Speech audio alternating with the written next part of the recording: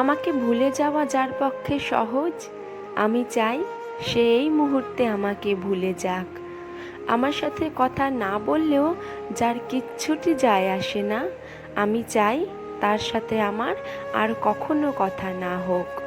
আমার অভাব যাকে বিচলিত করে না, যার আমাকে ছাড়া দিব্যি চলে যায়, আমি চাই তার জীবনে আমার অনুপস্থিতি শাশ্বত হোক।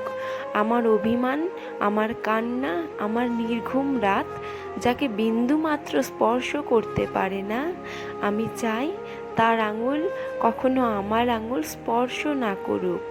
তাতে আমি কষ্ট পেলে পাই, ভেঙে যাই, একলা হই।